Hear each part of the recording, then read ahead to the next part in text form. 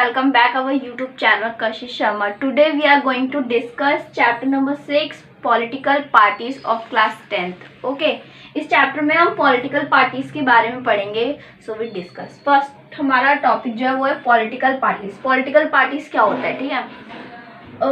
A group of people who came together to contest election and hold power in government. Group of people का एक ऐसा group जो एक साथ आते हैं, ठीक है, कम्स टुगेदर और क्या करेंगे, कंटेस्ट इलेक्शन में पार्टिसिपेट करेंगे, ठीक है, इलेक्शन लड़ेंगे और उसमें जीतने के बाद जो पार्टीज पावर होल्ड करती है गवर्नमेंट के अंदर उसे पॉलिटिकल पार्टीज बोलते हैं, ठीक है. एक group of people who came together to contest election and hold power in government, ठीक है. तो ये पॉलिटिकल पार्टीज है.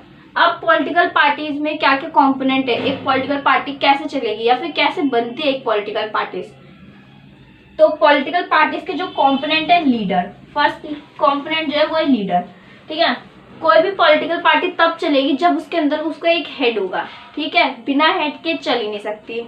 एग्जाम्पल के लिए कुछ भी ले लो, आपका घर है, बिना पापा के तो चल ही नहीं सकता ऑब्वियसली. ऐसे बिना लीडर के कोई भी पॉलिटिकल पार्टी नहीं चल सकती. सेकंड है एक्टिव मेंबर, ठीक है.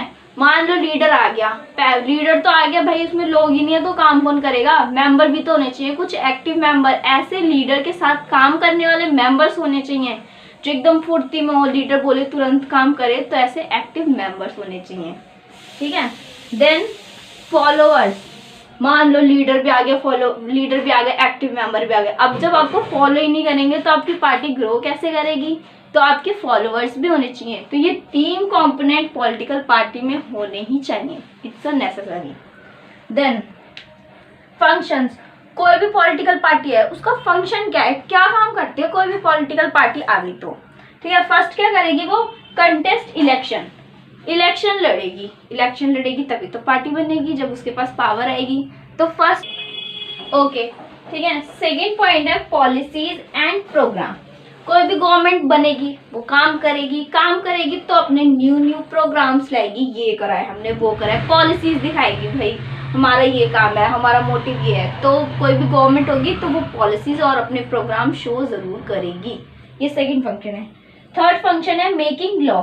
पॉलिसीज और प्रोग्राम, अगर प्रोग्राम दिखा रही है, पॉलिसीज बना रही है, तो वो किसके लिए बनाएगी, सिटीजन्स के लिए बनाएगी, जनता के लिए बनाएगी, लोगों के लिए बनाएगी. तो वो लॉ में कन्वर्ट होगा तो उसे कौन करेगा, गवर्नमेंट करेगी. और गवर्नमेंट कौन होगी, ये पॉलिटिकल पार्टीज, जो कि इलेक्शन के बाद पावर मिली है इन्हें गवर्नमेंट से, ठीक है. तो ये लॉ बनाएंगी. 4, 5, 6 पॉइंट जो है वो आपको शो नहीं हो रहा है, हम इसकी फोटो आपको साइड में दे देंगे, ठीक है, उससे डिस्कस कर लेगा. I will discuss this points. Fourth point है फॉर्म एंड रन गवर्नमेंट. अगर पॉलिटिकल पार्टीज हैं, ठीक है, बिना पॉलिटिकल पार्टीज के कोई गवर्नमेंट चलेगी ही नहीं. जब पार्टी ही नहीं होंगी तो गवर्नमेंट कहाँ से चलेगी. तो एक पॉलिटिकल पार्टी का मेन फंक्शन ये है ना कि हम क्या करेंगे, गवर्नमेंट बनाएंगे, ठीक है. देन 5th पॉइंट जो है वो रोल ऑफ ओपोजिशन. मान लीजिए एक ही लोग होगा, दूसरे लोग का कोई ओपोज ही नहीं करेगा तो वो अपनी मर्जी का कुछ भी करेगा, ठीक है. तो पॉलिटिकल पार्टीज का होना इसलिए भी बहुत जरूरी है. उनका ये फंक्शन है कि कोई लीडर अगर गलत काम कर रहा है दूसरी पार्टी का तो उसे अपोज करने के लिए भी एक और लीडर होना चाहिए, एक और पार्टी होनी चाहिए, ठीक है. देन 6 पॉइंट है शेप पब्लिक ओपिनियन. कोई भी पॉलिटिकल पार्टी है ना वो पब्लिक के ओपिनियन को शेप करती है.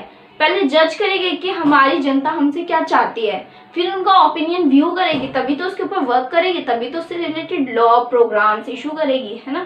तो पब्लिक का ओपिनियन जो है ना वो भी पॉलिटिकल पार्टीज का एक फंक्शन है. उसे कैसे वो पब्लिक का ओपिनियन ठीक करेंगे, कैसे पब्लिक के ओपिनियन के अंदर वर्क करेंगे, उनके फेवरेबल क्या है क्या नहीं है, तो ये सारा पॉलिटिकल पार्टीज का फंक्शन है, ठीक है. अब हम पढ़ते हैं types of political parties. Political parties के कितने टाइप हैं, ठीक है. मेनली यहाँ पे वर्ल्ड में 3 टाइप दिए गए हैं, यूनिवर्स में 3 टाइप्स ऑफ पॉलिटिकल पार्टीज चलता है. फर्स्ट क्या है, वन पार्टी सिस्टम. जैसे कि समझ ही सकते हैं, वन पार्टी सिस्टम सिर्फ पूरी कंट्री में एक ही पार्टी होगी, चाहे आप वोट दो चाहे मत दो, जीतना तो उसे ही है. जब भाई एक ही पार्टी है, पूरे भाई कंपटीशन लड़ रहे हो, अकेले हो आप, जीतना तो आपको ही है, चाहे आप चाहे आप उसमें कंपटीशन में कुछ भी फंक्शनिंग करो या मत करो, जीतोगे तो आप ही, क्योंकि आपके साथ का कोई भी कॉम्पिटिटिव नहीं है, ठीक है। तो वन पार्टी सिस्टम में ऐसे होता है जिसमें सिर्फ सिंगल पार्टी होती है, उसमें दूसरी पार्टी होती नहीं है, तो जनता के पास कोई ऑप्शन ही नहीं होता है, तो उन्हें वोट तो उन्हीं को करना पड़ेगा।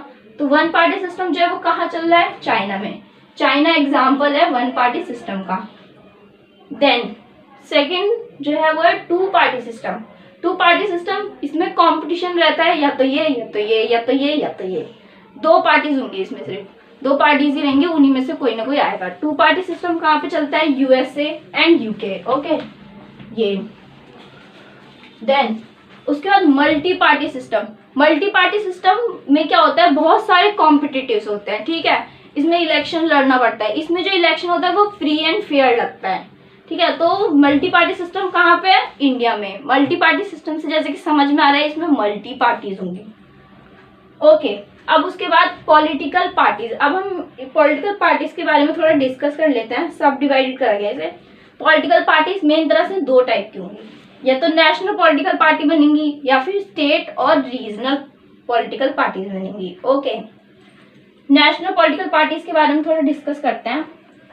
National political parties presents in several और all federal units of the federation. National political parties वो होती हैं जो कि क्या, ज्यादा से ज्यादा फेडरल यूनिवर्स जो है, ज्यादा से ज्यादा फेडरल यूनिट जो है उनमें वो प्रेजेंट होती हैं, ठीक है। एवरी स्टेट में उनका ज्यादा से ज्यादा भागीदारी होती है, ठीक है। लेकिन स्टेट और रीजनल जो पॉलिटिकल पार्टीज होती हैं उनमें क्या होता है? Parties which are present in few federal units, कुछ ही फेडरल यूनिट्स में होती हैं वो, ठीक है। उन्हें कुछ ही पावर मिली होती है, ज्यादा नहीं मिलेगी, कुछ ही पावर मिलेगी, ठीक है। तो वो स्टेट और रीजनल पॉलिटिकल पार्टीज होती है जिनके पास मैक्सिमम पावर नहीं होती है, ठीक है। जो नेशनल पॉलिटिकल पार्टीज होती है वो win at least 4 seats in Lok Sabha. जो नेशनल पॉलिटिकल पार्टीज हैं वो कम से कम लोकसभा में 4 सीटें जीती होती हैं उन्होंने, ठीक है, वही नेशनल पार्टीज बनती हैं। एंड स्टेट और रीजनल पार्टीज जो होती हैं उसमें क्या होता है? Win at least 4 seats in legislature assembly.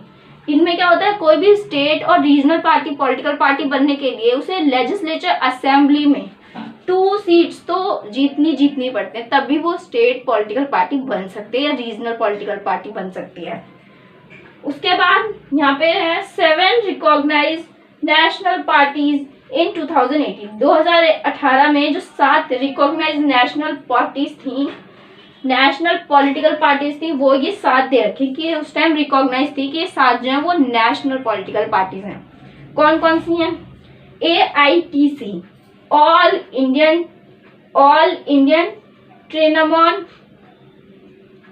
ट्रेनमोन Congress, ठीक है। BSP, Bahujan Samaj party. BJP, Bharatiya Janata party. CPI, ठीक है, कम्युनिस्ट पार्टी ऑफ इंडिया, ठीक है। CPI, communist party of India magazine. INC, Indian National Congress. NCP, national Congress party, national communist party, ठीक है। तो ये 7 जो पार्टियां हैं ये नेशनल पॉलिटिकल पार्टीज हैं। और स्टेट और रीजनल पार्टी में तो बहुत सारी पार्टीज हैं, जितने भी 29 स्टेट्स हमारे, उनके अंदर सब डिवाइडेड करके पार्टीज हैं, तो वो बहुत ही ज्यादा है, ठीक है। ये जो है पॉलिटिकल पार्टीज तक, यहाँ तक हमारा जो है वो कंप्लीट हो गया। आप इसे नोट डाउन कर सकते हैं, ओके।